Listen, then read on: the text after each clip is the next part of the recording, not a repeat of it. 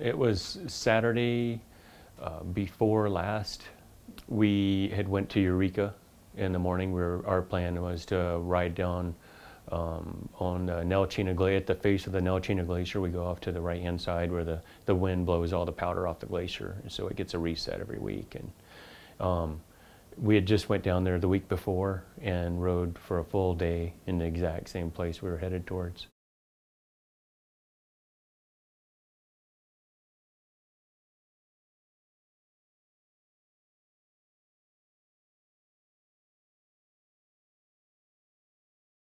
We got all excited as soon as we got down there because the river had not given us any indication of fresh powder until we got back there. And then we were, oh, goody, there's lots of fresh snow and this is going to be an awesome day. We'll probably be out of gas soon. We cut up off the riverbank and into the trees where we normally like to play in the trees because it's a little more technical. And when we got into the trees, Randy and my other friend managed to get stuck maybe 4 times apiece before we got to the chute where the incident occurred. We played in one other drainage just before then, and we did our little check. There's almost a near vertical wall. It's about like this steep, and it's about 25 foot tall. And I drop down it, and I turn sideways and do what's called an elevator, and where your sled sideways and you're just going down the face like so. And there was no cracks, no sloughing. And I turned around and went up to a little steeper spot, and then I got stuck. And I had to dig an 8-foot hole in front of my sled to go downhill to get unstuck. And when I dug that hole, there was no layer, no indication of layers. So we felt pretty safe about where we were riding. We figured that everything was real stable. So we went to the next drainage, and they had both gotten stuck at the bottom of it, and then they got stuck again about a quarter of the way up. I would say at about 3,000 foot elevation, and which the river's at 2,600, so they're about 400 foot up from the river where they had gotten stuck. And I'd climbed up that drainage a little bit and came back to them, and they were changing Randy's clutch spring out. And they just finished, and they were kind of catching their breath. And I said, hey guys, I'm gonna go check this out. I'll be right back. And I climbed up the chute, and I made it up to, the last I looked at my elevation was about 5,800 foot, and I was still climbing up, and I'm guessing I made it to about 6,000, 6,100 foot when I cut a left and broke across the mountain on a left-hand side hill.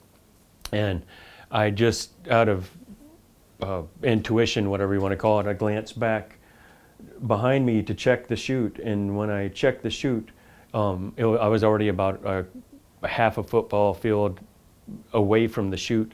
I could see Randy coming up chasing me, and I kind of let off my throttle at that time because I just hesitated when I saw him, and right then I saw the top of the mountain break loose, and I immediately turned and looked in front of me to see where I was going. And when I turned and looked in front of me, the whole mountain broke above me.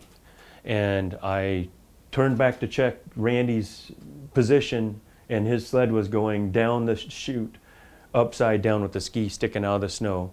And I made a determination that there was a chute below me to the right a little bit, and then the chute that he was in, and I had made a determination to go for the spot between them because there was a high right there. And I thought maybe the avalanche would be able to sweep around me if I could get to it. I pinned it and went for it, but the avalanche caught me. And as soon as it caught me, I stood on my sled and jumped as far away from it as I could, because if you're on it, it just beats you up. And it just started washing me like a wash machine. About the second or third barrel roll, it ripped my helmet off my head. And I went down about 700-800 foot, just getting rolled in the darkness, out of the darkness. I just did bring my elbows to my stomach and back away, and a couple times my knees actually slapped my shoulders as I was just getting tumbled through the snow. And when I finally came to a rest, I was laying on my back face up, looking at the sun, and I couldn't breathe. And I had not been able to breathe for a minute or so, and my throat was, I could feel my throat was like swollen. So I couldn't breathe through my nose, I couldn't breathe through my mouth, so I made the determination something was in my throat, so I started slapping my throat with the back of my thumb like this and got the snow and ice to break through. I spit it out. I sat there, I laid there and breathed for a moment, and then I tried to get up. I couldn't because my backpack was consolidated in the snow. I had to unhook my backpack. I stood up and immediately unzipped my jacket, pulled my beacon out, put it to search, and scanned the chute that Randy was in. But his chute was a good, I would say 250, 300 foot from me of fresh snow. Once you got out of my Avi debris, there was that much fresh 6 foot of powder to go through between me and him. So there was no way for me to physically walk over there in less than a half hour. And so at that point, I noticed my skis sticking out of the snow above me a couple hundred foot up the face. And I put my beacon back in, left it on search just in case I could hear something. Grabbed my backpack out of the snow and then ran up to my sled and dug it out, got it righted, and determined at that time that I should call 911 because I knew I had reception up there and I wasn't gonna be climbing up anything again that high. And I got on my sled, started it, and drove down. By the time I got down there, multiple of our other friends were already engaged in a search for Randy. Probably 8 to 12 other backcountry riders that we ride with all year long, and they had all joined in and had started a probe search, a very organized probe search of the area. They had first found his backpack, and then they found his snow machine, and then they found his jacket. The reason why they found his backpack first is because he had not put his beacon on his body. His beacon was in his backpack, so it was immediately located. Then, lastly, about an hour and a half, 2 hours after the beginning of the search, we found Randy. And then we dug him up. He was buried face down.